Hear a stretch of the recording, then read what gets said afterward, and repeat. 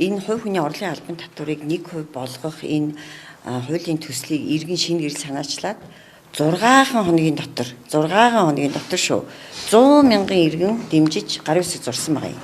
Тэр санал санаачлагыг одоо гишүүд бид нэр аваад одоо 30 орчим гишүүн гарын үсэг зурсан байгаа энэ боловсруулсан хуулийн төсөл дээр.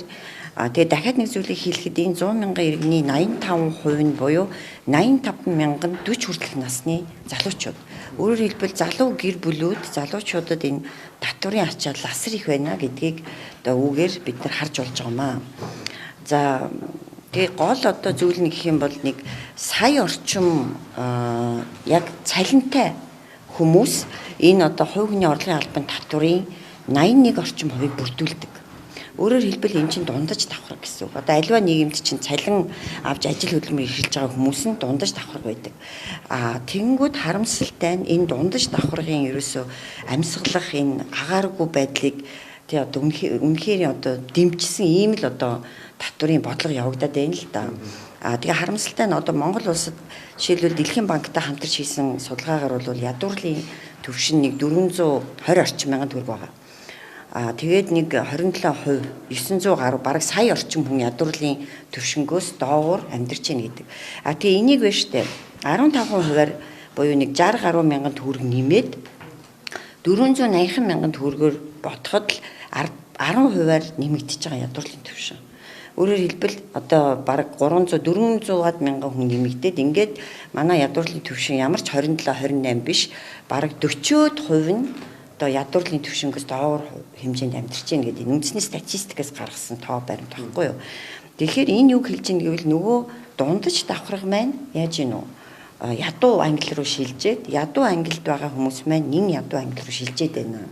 Тэгэхээр энэ бүх зүйлийг хараад одоо ямар ч байсан энэ иргэдийнхаа нуруунд дээрхийн ачаалыг бид нар хөнгөлөх хэрэгтэй. Маш тодорхой 1% болох хэрэгтэй. Дашим нэг зүйлийг хэлэхэд татвар бол яг нөгөө номинал буюу яг хуулинд заасан хувь хэмжээ гэж байна. 10%, 25, 15 гэдэг.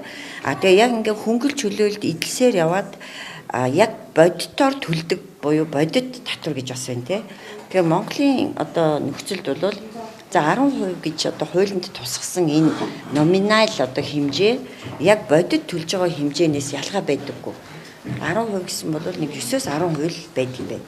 Өөрөөр хэлбэл юу гэсэн үг вэ гэвэл татвар хөнгөлөлт чөлөөл бараг байдгүй юм байна. Хөнгөлөлт чөлөөл байхгүй учраас яг бодитоор нөгөө 10% л төлдөг юм байна. Гэтэл гадны одоо манай эрх баригчид айгүй жишээ авах дуртай ийм өндөр хөгжилтэй улсууд айгүй өндөр татвар төлдөг гэдэг л дээ. Гэтэл Монгол улсын иргэдэн өндөр одоо орлоготой иргэд биш байхгүй. Тэгэхээр өндөр татвар төлөх ямар ч боломжгүй. Тэр бүхэл тэр гадны өндөр хөгжилтэй улсуудын чинь номинал татвар жишээлбэл 40% байлаа гэхэд яг бодитоор эцэстээ төлж байгаа эсвэл буцааж авж байгаа мөнгөнд өнгө хасаад үзэхэд бараг 50%-аар багаар ингэж төлдөг. Зарим тохиолдолд бүр 100%. 40%-ийн татвартай гэсэн мөртлөө 20%-ийг төлсөн байдаг. Зарим улсад бол бүр 10, 15, 20 гэж номинал буюу хуулийн заачаад яг бодитоор буцааж авсаар байгаад 3-аас 5% төлдөг байхгүй юу? Эффектив татвар буюу бодит татвар. Гэтэл Монголынх бол 10%-ийн татвар нь эцэстээ 10%-аар л төлсөн байж таардаг. Тэгэхээр энэ бүгдийг маш сайн бодолцож одоо энэ 3 өдрөөс эхэлж хилцэх энэ хуульд бол маш их ач холбогдол өгөх хэрэгтэй. Энэ 30 орчим гишүүнтэй гар үсэг зурж хамтран санаачилж өргөн барьсан. Тэгэхээр ингэж ээж энэ ард иргэдийнхаа нуруунд ирэх ачаал буюу одоо энэ давчдж байгаа энэ агаар гүдлийг нь жоох ч гэсэн тий агаартай болгож өгөөч л гэж хэлмээр. Татвар өндөр байх шүү дээ. Одоо татвар өндөр байхад төсөв өрөхгүй байна гээл нөгөө талдаа одоо энэ төсвийн орлого бүрдүүлэлт чинь бас доголдоод ирэх үедээ гэдэг ийм болгоомжл байна л да. Энэ дээр бол одоо төр төсөв данхаасан бүтцээ сонгох гэдэг юм уу төсвөд ханах одоо бас арга зам дахиж давхар орж ирэх хэрэгтэй болов гэж хараад байна. Нөгөө хийхгүй гэсэн бүрт шалтак мундахгүй гэж үг өгдөг те. Хий гэсэн сэтгэлтэй байх юм бол ямар аргаар хийн. За би нэг жишээ хэлэхэд 2025 онд за 35.8 их найдын төсөв буюу зарцуулалт оруулж ирсэн. За тэгээд ямар ч боломж байхгүйгээд яг саяны өөрийг чи асууж байгаатай агаар нэг хариултыг хэлдэг байсан. Тэр үед бол энэ төсөө хасаач, энэ зарлаа танаач гэхэд за ямар ч боломжгүй гэжсэн боловч ерөнхийлөгч хориг тавьснаар 7 хоногийн дотор 33.7 их найд болгоод 2.1 их найдаар бууруулад ороод ирсэн. Тэгэхээр энэ төсөвт орон зай бол байгаа. Дахиад хэлэхэд энэ дарга ангийнхаа орон тоог цөөл тэ энэ төсвийн одоо байгууллагын ажилтнуудынхаа энэ ажлын давхцлыг нь харьлага тэг ингээд хийх юм бол зөндөө байгаа. А дахиад нэг зүйлийг хэлэхэд бол одоо 2.3 их найдаар бид нар чинь тэг 30 км зам барих гээд байж байгаа улс шүү дээ. Бид нар ийм баян улс биш. Тэгээ энэ 2.3 их найд төгрөг бол хин нэгнийг тарьж ургуулсан, хин нэгэн хотын даргын карманаас гаргаж байгаа мөнгө огт биш. Энэ бол сая 25 онд те зам ашигласны төлбөрийг 5 дахин нэмсэн. Автоврын хэрэгслийн төлбөрийг 3 дахин нэмсэн. Энэ бүх татварын одоо тий үр дүнд бий болсон энэ татвар төлөлтийн орлогоос бүрдэж байгаа л мөнгө энэ 2.3 их найд. Тэгэхээр энэ туулын хурдны зам нэртэй мега төсөл нэртэй мега хулгайг 2.3 их найдаар хийхээ оронд энэ татварыг 1% болгосноос үүдэн гарах зөрүү 2.6 их найдад өгөөч. А цаанаас нь тэр 300 тэрбум төгрөгийг бол хаанаас гаргана гэдэг ийм саналыг хэлж болж байна. Дээрэс нь энэ 2.6 их найдын зөрүү гарах гэдэг шүү дээ. 1% болонгууд өөрөөр яаж олж болохыг үл дөнгөж саяны боловсролын сайдын яриан дундаас бол нэг зүйлийг олж мэдсэн гэх юм бол одоо манай Монгол улс чинь бараг 260 орчим сум баг дээр 12 жилийн сургалттай сургууль барьсан юм байна. Нөгөөд нэг яасан гэхээр нөгөө гишүүн болгон өөрийнхөө суманд чухам хүү 12 жилийн сургалттай сургууль байгуулж ийж тэнд баатар болж дахиж сонгогдчихсэн байна шүү дээ. Гэтэл хэрэгцээ шаардлага нь байхгүй. Тэгэнгүүт буцаад нөгөө сум дундын сургууль руугаа систем рүү шилжиж байгаа юм. Тэгээ энийг байна штэ 90 төв дээр энэ сум дундын сургуулийг шилжүүлэхэд нэг их найдын төсвийн хэмнэлт гарна гэж дөнгөж сая боловсролын сайд хэлж байгаа байхгүй юу. Тэгэхээр одоо төсвийн үр ашигтай байдлыг хангах энэ Монгол улсынхаа энэ одоо салбар болгоны асуудлыг зөв шийдэх юм бол яах нь вэ?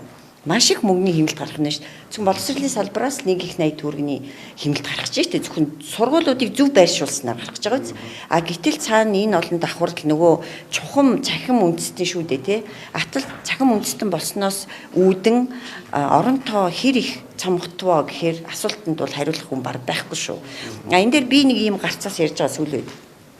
Манайх одоо төсөвтэй шүү дээ 226 мянган төрийн албан хаагчд байна. Цалин авч байна. Энд бол нэг 6.9 их найд төгрөг зарцуулт юм байна. Эндээс биш 226 мянган төрийн албан хаагчдын 40 мянган иргэнийг одоо чөлөөлөхдөө нөгөө нэг тэтгэврт гарахт нэг 36 сарын цалинтай тэнцэх хэмжээний мөнгө өгдөг шиг 6.9 их найдын цалингийн зардаг зүгээр механикаар 226 мянган хүнд хуваагаад үзэхээр нэг хүнд 30 сая орчим төгрөг ноогдд юм. Жилийн одоо нэг төрлийн албан хаагчийг цалинжуулахад урамшуулахад ноогддог өртөг нь 30 сая. Тэгэхээр би юу хэлж байгаа вэ? 40 мянган орон тоог цомготгооч. Тус бүрийнх нь 30 саяын тэр жилийн зардлыг нь өгчих. Мэдээж бид нар төрийн албан хаагчтай хохироож болохгүй. Тэр нэг жил зарцуулагдах тэр 30 саяыг өгөөд чөлөөл төрийн албанаас. Гэхдээ мэдээж энэ нөгөө давхардлыг арилгаж ийж тэ. Ингийн цагт бол тэр иргэд ч гэсэн тэр 30 сая төгрөгтөөгөө тэ одоо бизнес хийн үү, одоо хөрөнгийн зах зээлд оруулна уу тэ. Бусад зах зээлээ бусад салбаруудаа бас дэмжихэд үр нөлөөтэйгөөс гадна дахиж бол энэ төрд бол наад зах нь 1.2 их найдын дарамт очихгүй болчихж байгаа байхгүй юу. Ингээд нэг сумаар хоёр туулаа буудна гэдэг шиг энэ хуулийг бол заавалжгүй батлах хэрэгтэй. Гагцгүй хэрэгжилтийн магадгүй те нэг хугацаа өгж жагаад тэр хугацаанд юуг амжуулах ёстой вэ гэвэл одоо энэ боловсролын салбарын шинжилгээ хийгээд нэг их найдын одоо хэмнэлт гарах нь саяны миний хэлсэнчлэн төрийн байгууллага төсвийн ажилтнуудынхаа орон тоог цомготоход л дахиад 1.2 их найд гарах нь байна. За бүр наазах нь туулын хурдны 30 км замаа одоо хойшлуулалт та тий баяцсныхаа ар дээр 50 гэхэд энэ 2.3 их найдыг хүртэл энэ одоо татварын одоо зөрүүнээс иргэдээс тий одоо орж ирэхгүй орлогыг нөхөж болж байгаа юм. Тэгэхээр арга бол байгаа. Зөндөө байгаа. Гагцгүй энэ эрх баригчдад сэтгэл байх хэрэгтэй.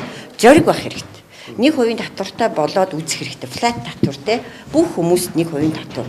Энэ бол маш их иргэдэд одоо дэмжлэг үзүүлэх ийм л юм байгаа. Бодит орлогын нэм нь энэ бол яг тэ тийм их мөнгө биш байхгүй дээ, иргэдэд бол хөрхий 2 сая цалинтай иргэн гихт чинь нэг 180 мянган төгрөг л илэх гэж байгаа гар дээр нь. Тэгвэл энэ бол нэг уут одоо будаа шуудаа гурилын үн тий одоо махны үн ч одоо бүр тэнгэрт хадлаа тийм үү. Ерөөсө хэдхэн 4-5 кг мах авахд мөнгө шүү дээ. 6 кг ч юм уу тий. Тэр иргэдэд тийм их нөлөөгүй мөртлөө маш их нөлөөтэй юм шиг нөгөө талаасаа тий татварт ингээд дарамт учрах гэж байгаа юм шиг мөртлөө зөв зохион байгуулж менежмент энэ улс сайн хийх юм бол энэ мөнгө бол гараад ирэх юм мөнгө байгаамаа.